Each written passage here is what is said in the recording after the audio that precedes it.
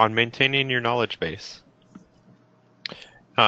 Leading our presentation today will be Derek Chin, who is our Director of CX And Derek, I will let you take it away.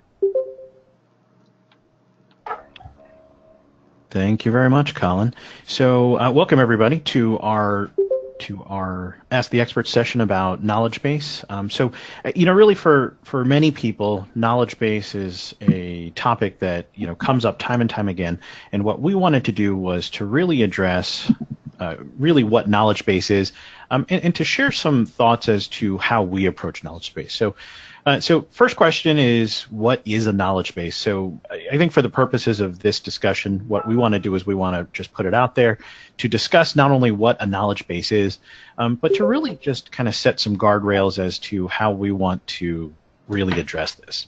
So first and foremost, what we believe a knowledge base is that it's a place where resources live. So it's a tool that can be used by customers to answer things through self-service, and it's also a place that we really feel is a resource for your agents to really to inform your customers in a very consistent way. So so every time an agent goes to find an answer, they're going to find the same answer time and time again. Also, what we see that this is really more of a methodology to create and maintain content. And so when we say that, what we're meaning is that this is really kind of this ideology where articles are created, they're updated, and we know exactly who's going to update them and when. And also what we find is that because, as we mentioned before, this is also a way for us to consistently get information to our agents, it's really the best way to gather the best knowledge that we have in our contact centers or organizations, and to place them out into the open so that the best ideas are really available to everyone, not just when your best agent happens to be working on their shift. And so when we talk about the knowledge base, so now that we have that definition out of the way, now comes the question of where should we start? So whenever we talk about really building a knowledge base or even starting a knowledge base, what we want to really do is to lay down 4 distinct pillars, I guess, if you want to if you want to call it that, as a foundation. So the first piece of foundation here is to establish a regularly scheduled review. I'm going to get into these things in a moment, but also to determine who's responsible to change the content.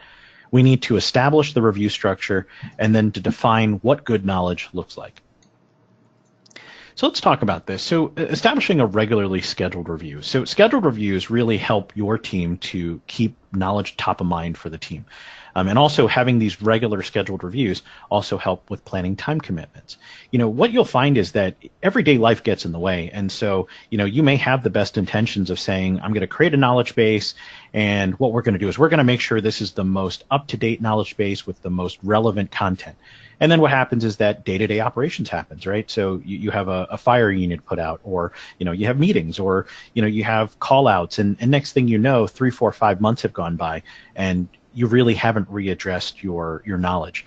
And so what really setting a regular schedule is, just like it is for anything else, is that if it's not on your calendar and you're not planning to do it, more than likely you're not going to do it. So setting these regularly scheduled reviews will help to keep knowledge top of mind for the team. Now, the other thing to also remember is that, this is not just a you exercise. There's going to be other people really involved in the process. And, what's going to be important for us to remember is that in order for them to feel like they're engaged and in order for them to feel like they're involved, what we want to do is we want to also make sure that they're aware of when they should have their thoughts prepared and ready to go. Next, who's responsible for the changes? So the couple of points that I want to make about this is, choose an owner that makes sense. And I know that sounds super simple, but in many ways it is, right? It doesn't make sense for somebody with zero technical knowledge to own an article that is purely technical, right?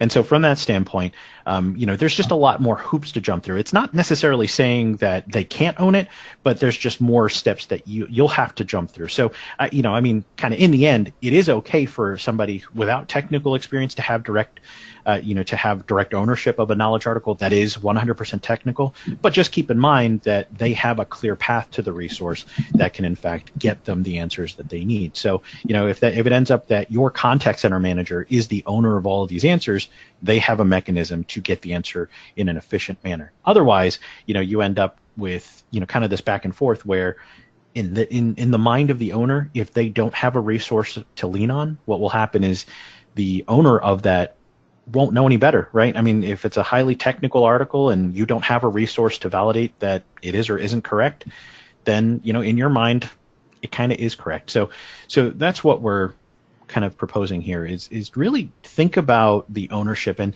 ownership doesn't necessarily mean that they're going to make the actual changes, but it does mean that they own the content and the knowledge that's actually being shared on that. So they're responsible for providing to your team or whoever the actual execution team may be, the materials that they will need, the materials, the knowledge, and the content to be able to then disperse out, whether it's agent only or out into the general public.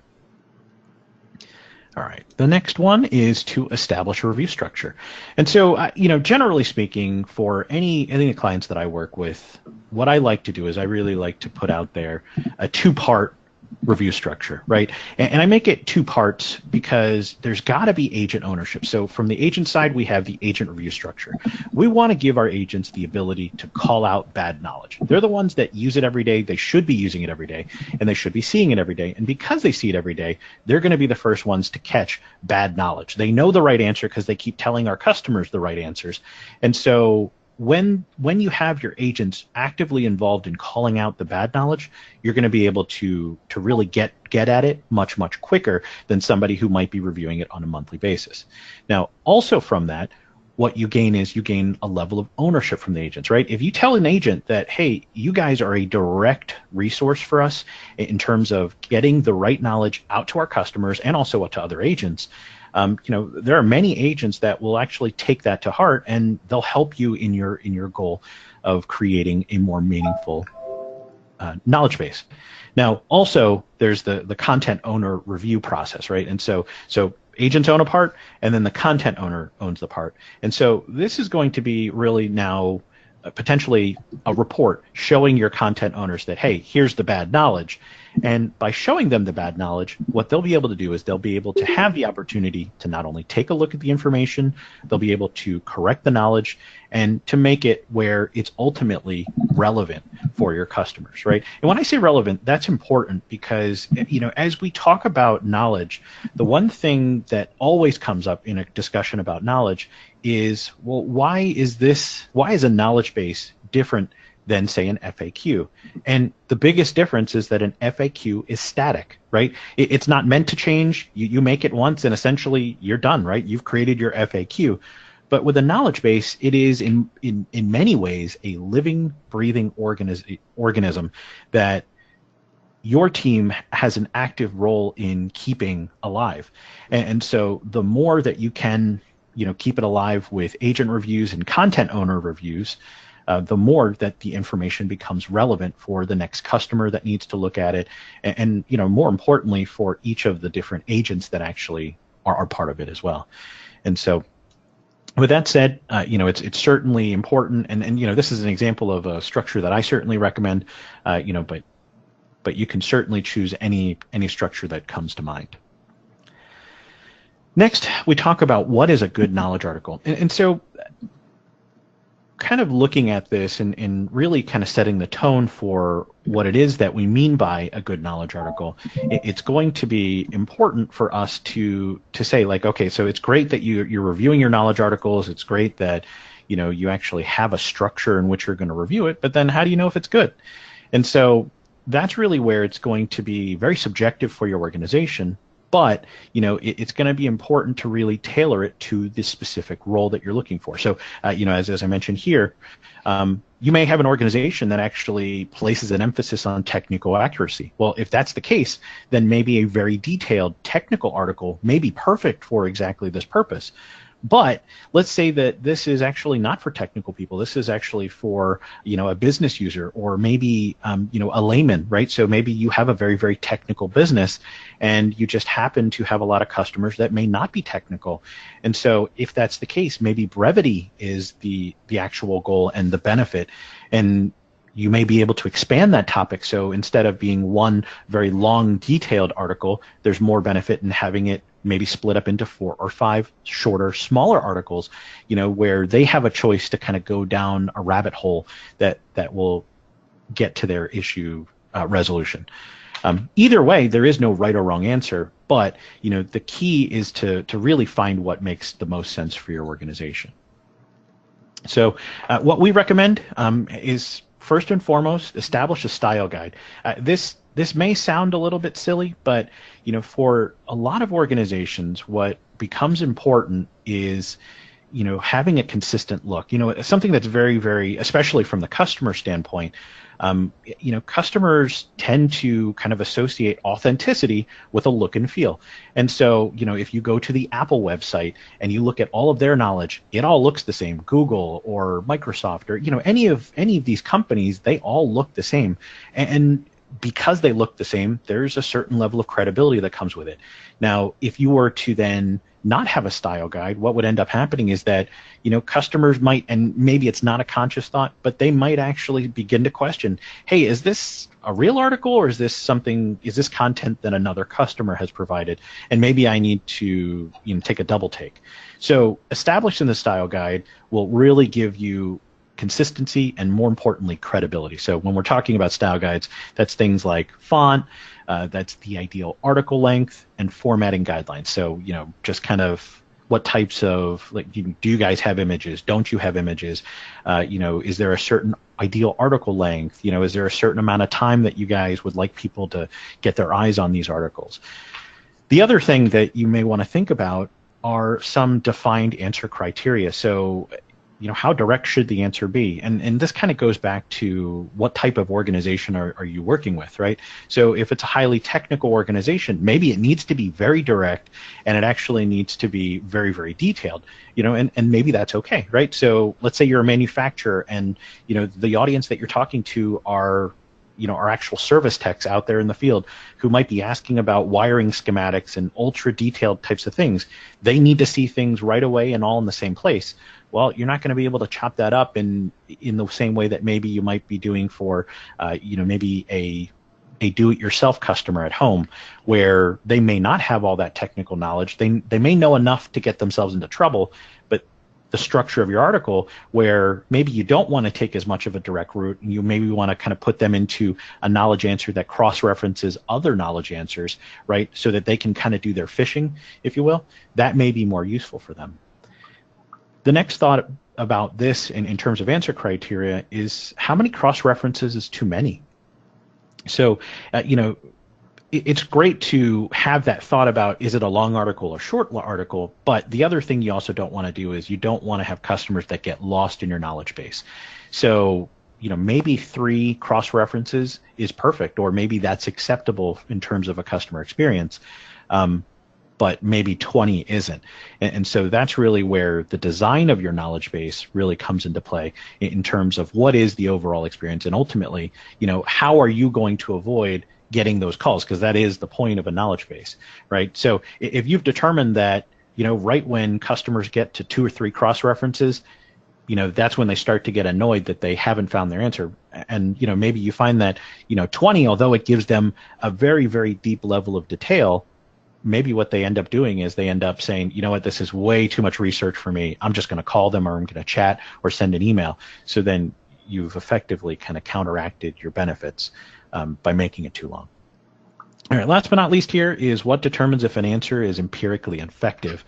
In many systems, specifically with Service Cloud, we do have the ability to actually look at things like an answer score. Now, in addition to the answer score, we have many different metrics like time on answer. You have how many people, by percentage or actual count, say that it's a useful article, not useful article, or even as simply as how many people have looked at your article.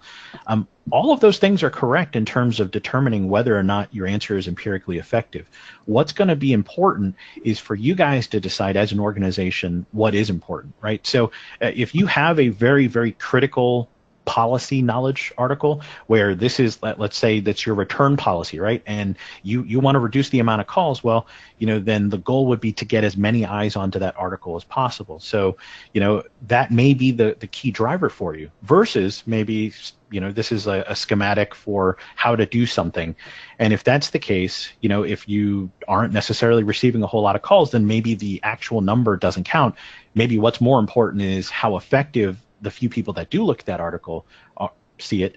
Maybe that's the more effective thing. So really what it comes down to is when you're looking at how to determine if an answer is empirically effective, it's not going to be the same measure across the board, but it's going to be how you as an organization have decided to look at it. And more importantly, what's the strategy behind why this particular metric is important.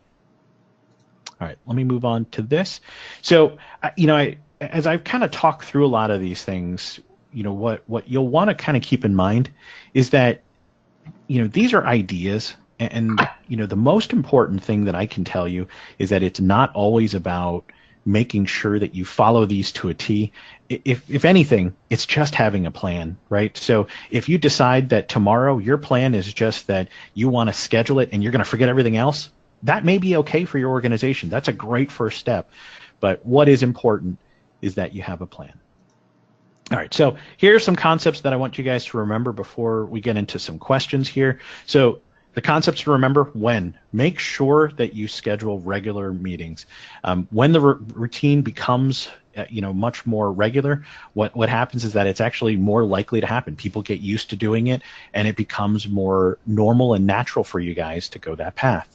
Who will be responsible for maintaining the content of knowledge articles? As I mentioned before, right?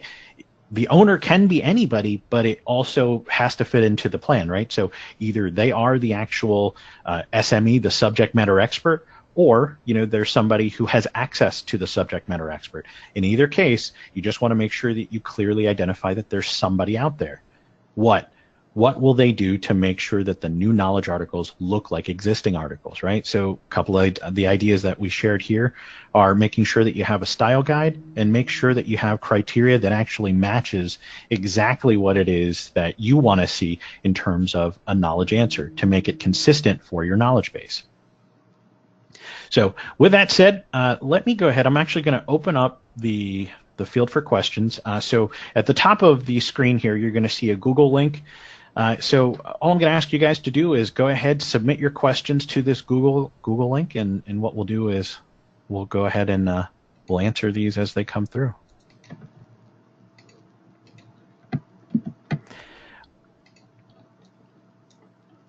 All right, so the first question we have here is, what is the best way to update contact information provided in multiple FAQs? So, I think this is an interesting question, and when we're talking about contact information provided in multiple FAQs, I'm going to kind of translate it into how I'm understanding this question, and hopefully this will make sense for whomever asked this. So, so typically, if you have, let's say, a contact center that has your phone number, you have your phone number all over the place on multiple pages, multiple answers. So really for us, you have to think about this in terms of how you'd set up a website. And for ease of use purposes, what we typically recommend is to place your contact information into a single answer. From that single answer, then what you would be able to do is to actually do a question link or an answer link from other answers. And that way, if the information ever changes, whether it's a mailing address, if it's an email address, Twitter handle, or even a phone number, then you technically only have to change it in the one place. You would not have to change it in every single answer. And so that's how we would recommend doing it, just really kind of for ease of administration. Because the one thing that will get very scary is, let's say that you make it a point to put, a phone number on every single knowledge article. Well, if one digit changes, then you have to go back and you have to change on every single knowledge article. So for our purposes, we certainly feel that it's best to essentially make a single knowledge article with this contact information, and then create in Service Cloud, make an answer link that actually links back to that. So, in the end, if you ever need to do any maintenance, you do it on that one answer, and then it updates everywhere else. Great question. All right. The next question we have here: how do I know if my knowledge needs refreshing? So, this is another great question. I think this is a two-part question. So the first thing is, to understand how long your knowledge has been out there. So if you're using Oracle Service Cloud, there's a couple of system reports that will actually point to you to tell you, when the last time an answer has actually been edited or when it's been touched. So that's certainly a good report to get started. The other thing is also to understand the behaviors behind what a lot of your customers or people that are accessing your knowledge are doing. And so, from the customer portal side, what you're going to want to know is are people in fact looking at my answers? So that's the number of people that access the answer. And then from that, you'll also want to get an idea of how long they're spending on the answer, right? So for me, it's time on answer and the actual number that really tell the story, or at least the bulk of the story. And so from there, it's like if you see that people are not really spending very much time, but that it's a long article, or maybe it's one of those things where you see them on the article for a very, very long time, or even worse, they don't go to your article, then those are very, very telling tales as to when you might need to refresh your knowledge. Okay, I got a couple other questions here. So there's a question here that asks, how do I develop new knowledge content for my knowledge base? So, this is a question that we do get a lot from various different customers, and it's not necessarily a simple answer, but the one thing that we certainly would pose is, we would pose the question for you to ask about your own organization. So what is the goal of your knowledge base? Now, for many organizations, it's the ability to provide self-service. So if that's the case, self-service is really so that they don't need to talk to one of your agents, and maybe it's a topic they don't need to. So if that's the case, maybe there is self-service that some of your agents can provide. So when we ask the question, how do I develop new content for my knowledge, this may be a good question to then actually go and ask a specific group of your agents, maybe your best agents, maybe you don't ask everybody. And, from there, you'll be able to bubble up some pretty good questions, things that they get regular calls about, and if it's something that you feel comfortable posting as knowledge, obviously with company policy and so on and so forth, then that would be the best place to develop new content, is to actually leverage the team that, they're your frontline team. They're the ones that receive the calls all the time. So they would be the best judge of what knowledge would be helpful to get out there. All right. And this next question here, can I create audiences for knowledge? Not 100% sure what's being asked here. I don't know if the person that submitted this question can ask a follow-up. I don't know if this is specific to conditional content.